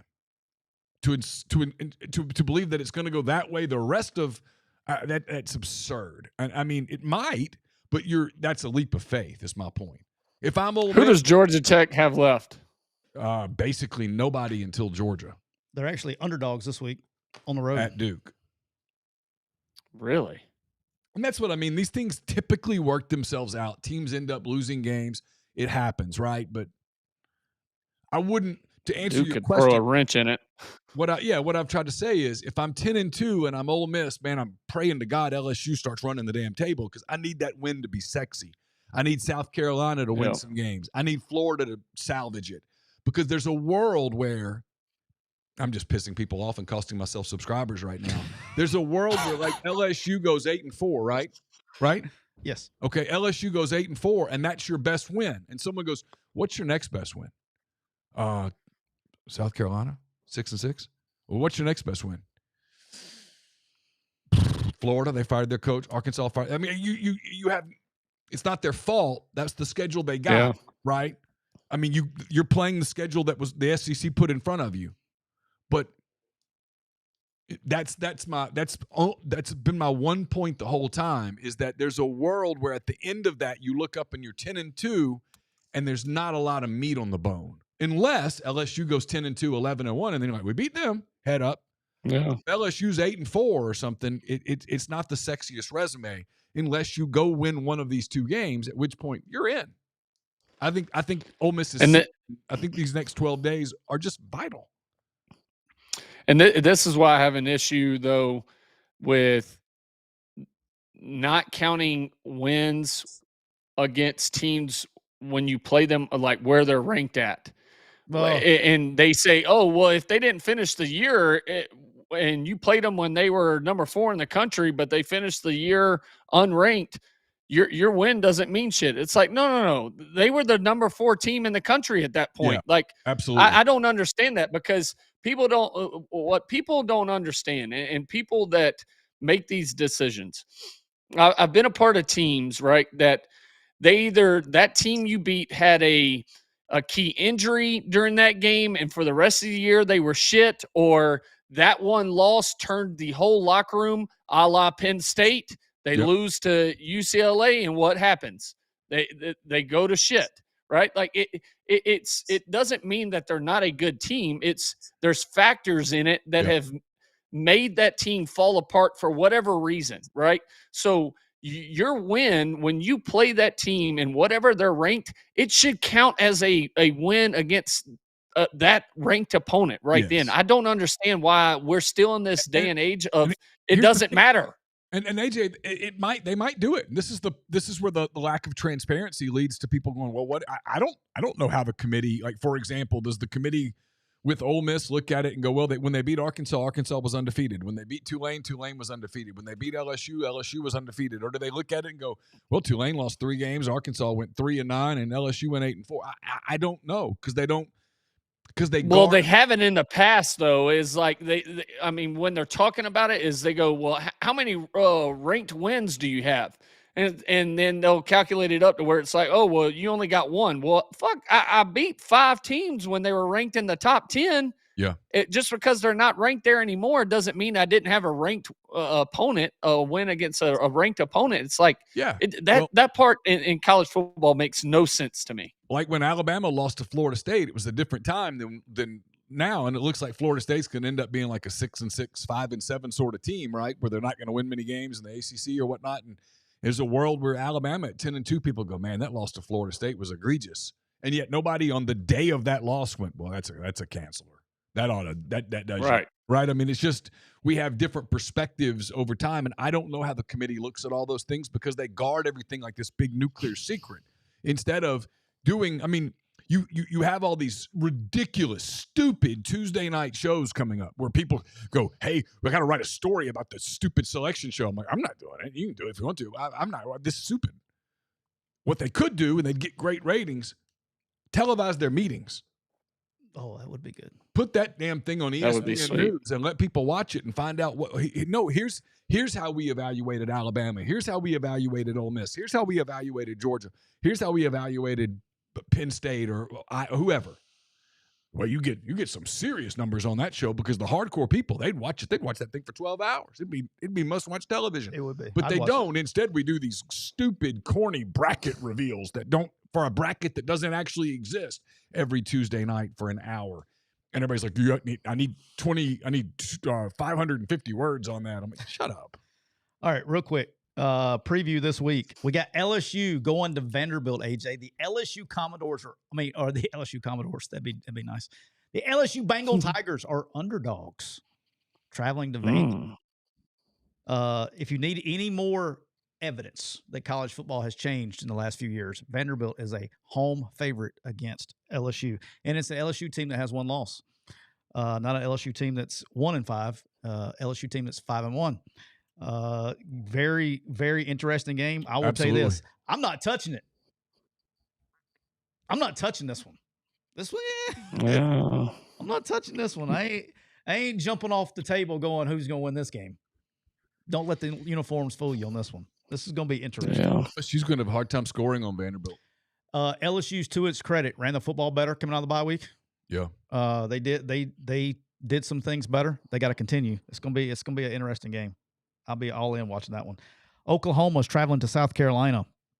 I will be picking this game on Make It Rain Thursday. I'm out on South Carolina, just so everybody knows. I don't think they are. I don't think they're in the same class, but we'll see. They got a home game, but hasn't. The job is going to be open. One way or the other. One way or the other. I think he's gone. All right, Texas A&M is at Arkansas, which you just talked about earlier. Lay 'em. Ole Miss is at Georgia. Georgia's a 7.5-point favorite. Very interesting game. Here's my thing on this game. I want to see. I think, in my opinion, I guess I'm completely different than everybody on this one, and just my opinion. I think Ole Miss matches up well with Georgia. I want to see Trinidad Chambliss play on the road in the SEC. That's what I want. That's what I want to see. I'm interested in that. It's really what I'm interested in this game. But Ole Miss has had a tough time. What Trinidad Chambliss has done a really good job of is he's made the offensive line look better because he can avoid pressure and make the offensive line look good. Georgia hasn't gotten to the quarterback very well. Yeah. And so can they keep him in the pocket and force him to be a pocket passer? That's going to be interesting for me there. Really interested to see whether Ole Miss can get Kewan Lacey going against Georgia. He's been a star. He has been a star. He's awesome. He's a really good player. Good pickup. Fine. Can Georgia play one good first half? Good Lord. Well, it's the same thing. I said this to my dad when they didn't. They are fucking brutal in the first half, dude. When they didn't give them the touchdown and they didn't go up. Like, I think if you're an Ole Miss fan, if Ole Miss is up over 10 points in the first half, you got a chance. You're live. I think if it's 10 points or less, I'd be holding on to my damn ass. But That's kind of like the number. You got to, that's in a weird way. That's how you got to beat Georgia, man. You got to get up on them so much in the first half that they can't come back and get you. They are a second half team. I'm with you. Hell, it's scary if they come out and play well in the first half. I don't know what would if they keep the same intensity. I don't know, but that's what I'd be looking for there. Mississippi State is at Florida after another Florida loss. Mississippi State's playing hard. They can score points. Let's go State. Just keep an eye on that one. That could get really weird. Texas at Kentucky. All right, Texas. Tennessee at Alabama. AJ, what's your thoughts? And we'll go ahead and get your thoughts on that one. That's what I was trying to get to. I mean, I think it's going to be a close game. I really do. I just respect the heck out of Heupel. I think he's such a good coach. I think it's going to be a tough one. I mean, I tell you what, has anybody filed an investigation on Damani Jackson? Not that I'm aware of. Starting corner for Al. You talking about the very first the Will route? There was multiple plays. I'm like, he might be throwing it. Yeah, that was the first touchdown was suspect. I will give you that. I didn't see that. Dude, he went 3 yards out of bounds. I'm like, who the hell is he covering over there? For those that don't know, they went post. They went either some kind of version of post wheel, and in the tight end, he kind of whiffed about. He was in perfect position. He passed it off, and he's sitting there, and then he just turns and runs left. I'm like, dude, I was like, I sent to the group, our group me, and I said, somebody needs to pull him to the side and check his bank statements. It was suspect. Yeah, it was suspect. It was like, it'd be like if a professional pitcher, Neal, spiked a 48-foot curveball in the first pitch of his appearance every time. Yeah, dude, I would play the Lee kid over him right now, the freshman. Big, I mean, he's athletic. He's gotten a lot better, but I don't know. I mean, it's such a Alabama's run defense. That was a big question mark going into last week against Hardy, and shit, they held the the SEC leading rusher to 52 yards. So if Alabama fits the run. If they fit the run correctly, it's not a physical thing. It's mental. Like, no. The run. When they fit the run, they can stop the run. They just don't fit it well all the time, particularly on the back end. Yeah, I mean, the secondary is going to have to play well. I mean, this passing attack is way better than Missouri. So, I mean, yes, they are. Huh? Yes, they are. Yeah, Jack. This team is not one dimensional. So, I don't know. I mean, I think it's going to be a really close game. I do. I think Alabama wins, but I think it's by 3. Yep. And then the other one that's going to be interesting. What's the spread on that game? Like 9.5. Wow. Yeah, really? It's up there. Isn't that right, Neal? Does that? Yeah, right? it's Neal's got it for Neal's picks, I think. 8.5. 8.5. Yeah, Vegas hates yeah, that's a lot of Tennessee, points. Huh? Lots of points. I think Vegas probably a little alarmed by Arkansas's ability to score on Saturday, and given the way that Alabama's offense has looked pretty balanced, Tennessee, based on what Tennessee's done defensively so far this year, they're going to have a hard time stopping Alabama. What are you doing? Yeah, but you don't know if Jam's going to be back. Yeah. I mean, that was a completely different offense.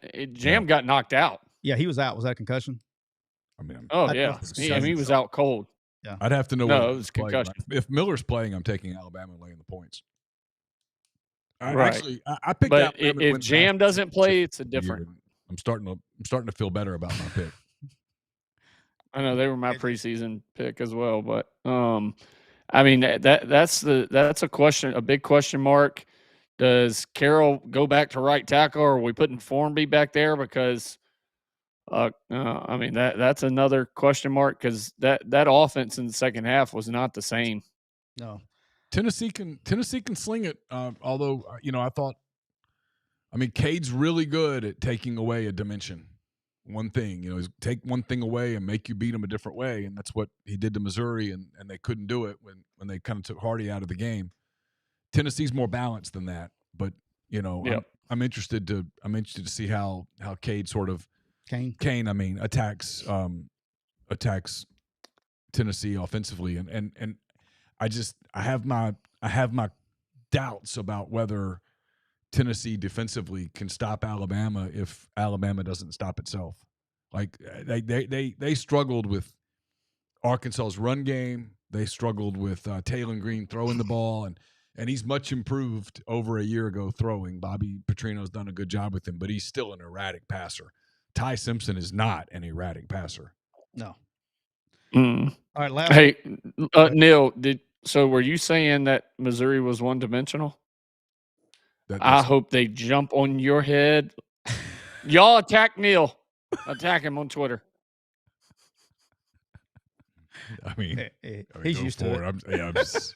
I'm totally used to it. He's used to it. He's used to it. When the wine gets going, my man will throw out some tweets. Oh, dude, I love it. There's nothing more I love than getting on. I don't check it much at all, but getting on X and pulling up Neal's profile just so I can see what's been tweeted out lately. It could be a Tuesday at night. It's usually after 9. It's when Neal's been working. It's after 9. The wine starts flowing, and Neal will start firing them off, man. Just getting them riled up. I love it.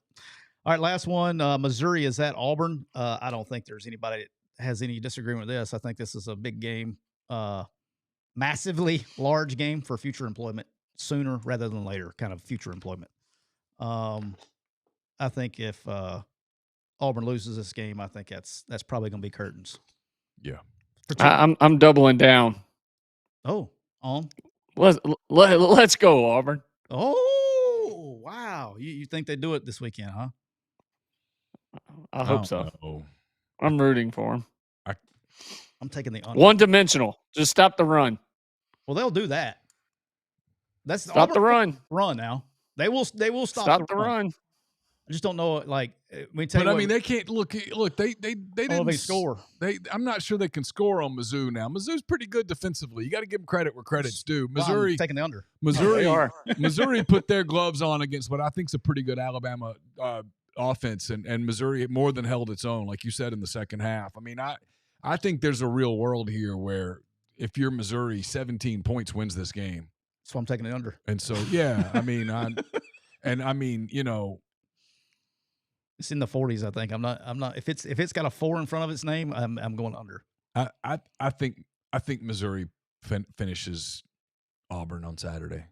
Auburn's 0-3 in the league. I mean, if Auburn, we're doing this thing with Auburn where it's because of the uniform they wear, and the tradition and all that stuff. If they just wore a plain blue uniform, we would not be talking about this team. Like, I think this team could fix things. Okay, yeah, I get it. The quarterback play is not good, and when you you don't have to be a football expert to know this. If you don't have good quarterback play, your margin for error is really small, and they don't have good quarterback play. They just don't. Yeah, I mean that's what the game's about. It's big game for a lot of people. And Mizzou's good up front. And they're good on defense. They'll take the run away, and they'll get to the quarterback, and they'll force him to make mistakes. And what I've seen is that when you force him to make mistakes, he makes them. Well, he just didn't get rid of the ball. That's Auburn, just remember, I had your back. Hey, AJ, I mean, look at this, man. I mean, you're turning the page here. You're pulling for Auburn this week. That's freaking – I would have never guessed that in 100 years. You picking Auburn to win every game the rest of the year? Except for the last one? No, not every game. Except for the last one? Very smart. All of them except one. Look at this guy. Very smart guy. And even then, he's going to compliment that you're going to really play well and play hard and play smart, be good people, and War Eagle about to get a. AJ, let me ask you a question. Are you serious about your health? Yeah, I like to think so. Well, if you're serious about your health and you don't have time to go to the doctor, AJ, and you don't like those confusing lab reports when you go to the doctor, you know what you should do? Listen up to this. Go to getprime.com. That's GETPRYM.com. And it's a modern, at-home lab testing kit that puts you in control of your health. And you know what? If you order your kit at getprime.com and you put in the code MPW, AJ, they're going to give you 20% off. It doesn't matter if you don't like your needles, you don't like waiting rooms. There's no hassle. Go to getprime.com. It doesn't matter if you're checking your hormones, your energy levels, your metabolism, AJ, or just your overall wellness. Prime makes it fast, easy, and actionable. And if you need support, Prime connects you with the trusted doctors who can guide you on your next steps, like what peptides, protocols, and real strategies to help you feel your best. Okay? So go to Get Prime. That's GetPrym.com and get your modern at-home lab testing kit sent to you. And don't forget the code MPW. That's going to get you 20% off. And AJ, I know you're what car did you get in today? What car did we drive today? Have you been in the car today? What did we drive today? I got a new one a couple weeks ago. What is it? You mind telling everybody, or is it a secret? I got the new Escalade. Oh, that's right. I had to order Catherine one because we needed the bigger version.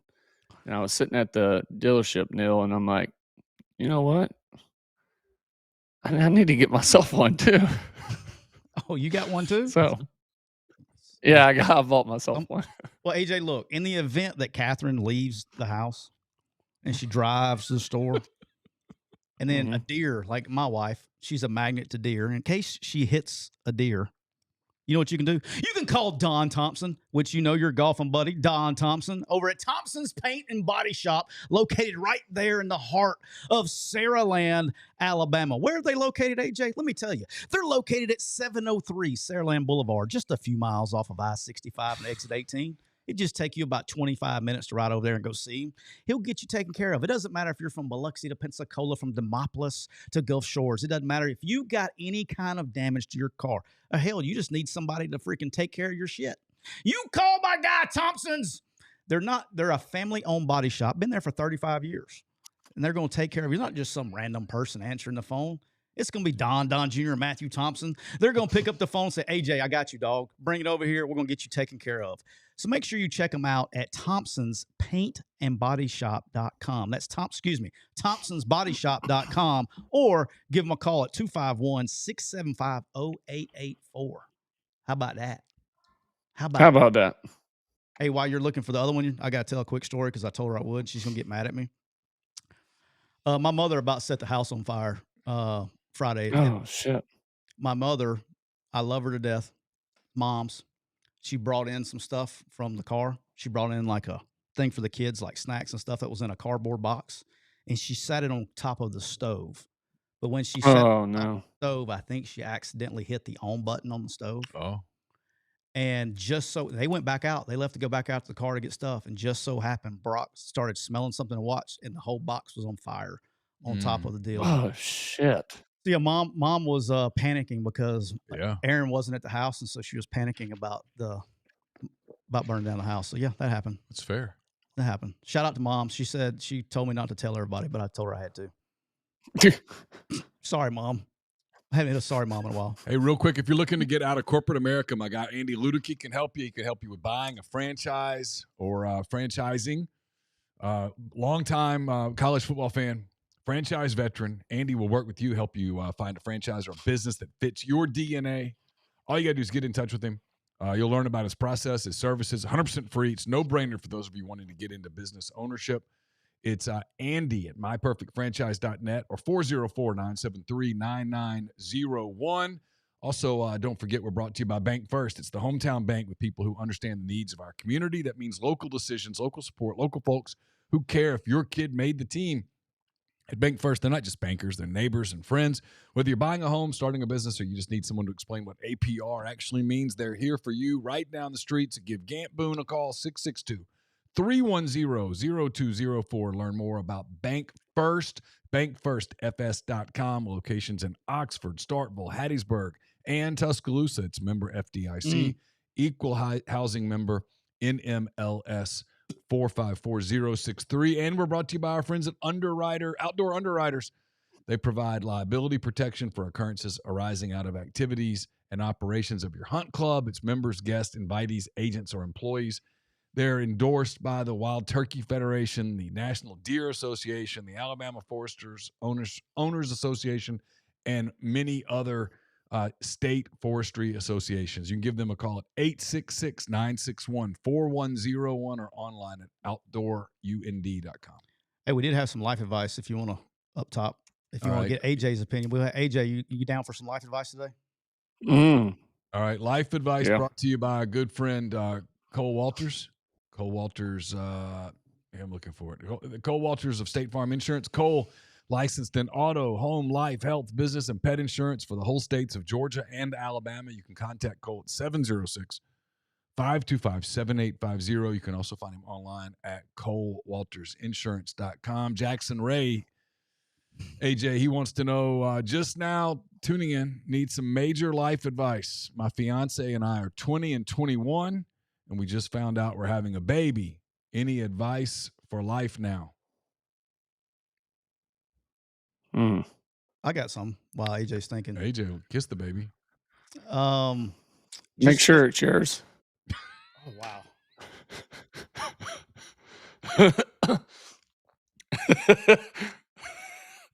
That's not where I was going, AJ. Yeah. Well, I thought that's where you were. I thought we were on the same page or we something. We were not on the same page on that one. We're on the same page a lot. On that one, we were not on the same page. That's not where I was going. Solid advice, though. No, solid advice. Solid advice. I mean, that's very solid advice, AJ. Sure. That is very solid advice. But that's not that would be step one. But after that, that's not where I was going. After but after you've confirmed that it's yours, obviously, I mean, duh. Jackson Ray, we have done the test, and you are the father. Jackson, AJ says to go to the Maury Povich show. Go to Maury Povich. She would love to help you out there, and you could get a little appearance fee too to help you out. I would say this. I'll say figure it out. You'll figure it out.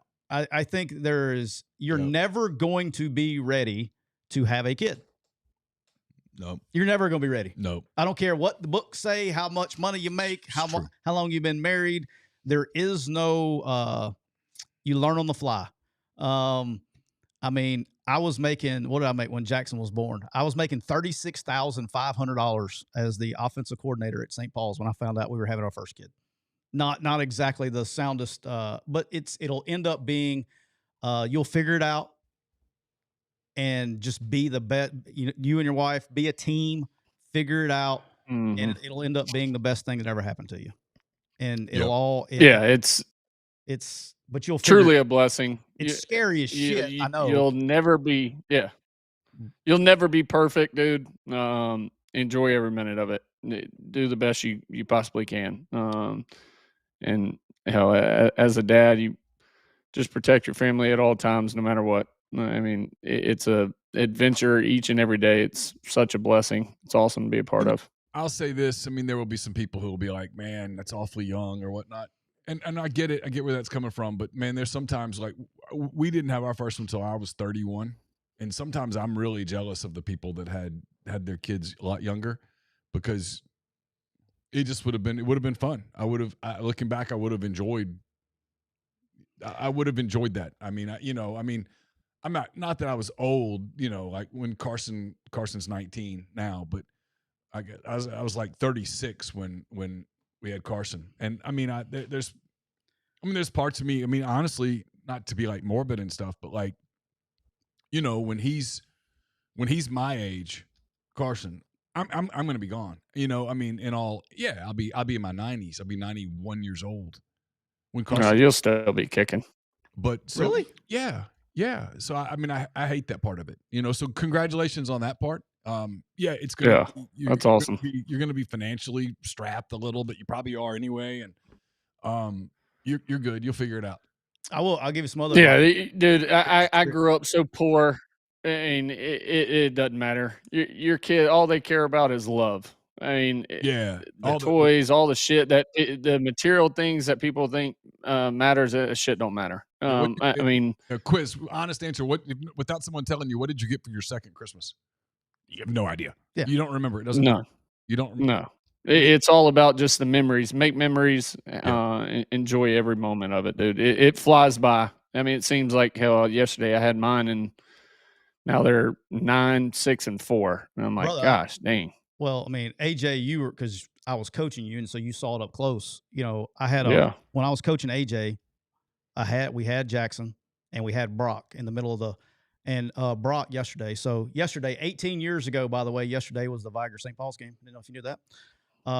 But he was born on game day. Shout out. He turned 18 yesterday, and it goes by super fast. And if I could I would give up every dollar that I've ever made to have more time with them when they were younger. Mm-hmm. And I think, you know, with Knox, it's totally different because I got a different career, right? And I'm able to be home more and be around more. But I missed so much, and there's not a single. Now that they're 19 and 18, I would give up every dollar and be the brokest and have an hourly wage job if I knew that if I could go back now and spend more time with them when they were younger. Now, my wife did a freaking amazing job raising them, but that part will probably haunt me, even though I was able to provide for them by doing my job and being away from home and providing for my family. That part of my life will probably haunt me until the day I'm dead. That's the truth. Prime example. I didn't tell you this earlier, Cisco. I'm going down to shoot the stuff this morning. Agent calls me. Team reached out, wanted me to fly out later today and go do a tryout. And hey, we're probably most likely going to sign him practice squad, maybe active roster spot. And I was like, yeah, I think I'm done. I was like, I don't want to be away from the kids anymore. And it's hard, man. And that's very commendable. But I mean, it's like it's. And then I was like, why didn't y'all call a week ago before before you shot this commercial? I got some stuff going on. Before some stuff came up, like you know, we would have thought about it a little longer, but yeah. Yeah, that's the part that, you know, and it's just there's no dollar amount you can put on that. Are you going to struggle financially for a little bit? Yeah, but you'll figure it out. You always, if you and your wife or fiance are a team and put this thing together, always children first and be the best dad you can be, regardless if it's a male or a female. Be the best dad you can be. AJ, thanks for the time today. Appreciate it. Appreciate you, dog. Always appreciate y'all. As always, we're brought to you by Rain Total Body Fuel, 300 milligrams natural caffeine, BCAAs, electrolytes, zero sugar. It's got what you need to push the limits, achieve your goals. Check them out on Instagram at Rain Body Fuel to learn more. We'll be back on Thursday with another edition of McCready and Siskey. For Tyler, I'm Neal. Take care.